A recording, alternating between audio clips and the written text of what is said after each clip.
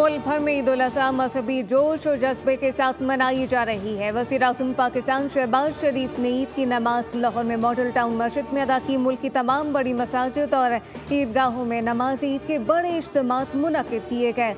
उलमाए कराम खुतबे में हज़रत इब्राहीम अलैहिस्सलाम और इनके फ़र्जंद हज़रत इस्माईल अलैहिस्सलाम की अजीम कुर्बानी और अतात खुदाबंदी पर रोशनी डाल रहे हैं।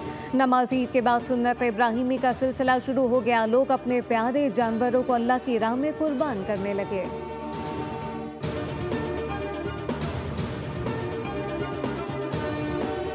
वज़ीर-ए-आज़म के मुशीर राना सनाउल्लाह ने कहा कि भारत ने गुरूर में पाकिस्तान पर हमला किया, मगर हमारी अफवाज ने भरपूर जवाब देकर उसे दुनिया भर में रुस्वा कर दिया। मोदी अब मुंह छुपा रहा है। हुकूमत के बरवक्त फैसलों से इस्तेहकाम आया और पाकिस्तान अब तरक्की की राह पर गामजन है। अपोजिशन को चाहिए कि ज़्यादती सियासत छोड़कर कौमी इत्तफाक राय के लिए हुकूमत का साथ दे।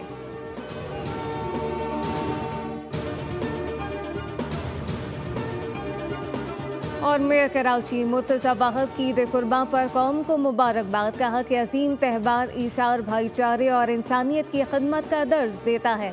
हमें ईद की खुशियों में गुरबा, मसाकीन और पड़ोसियों को शामिल करना चाहिए। मेयर कराची ने अवाम से सफाई सुथराई का ख्याल रखने और अच्छे शहरी होने का सबूत देने की अपील की।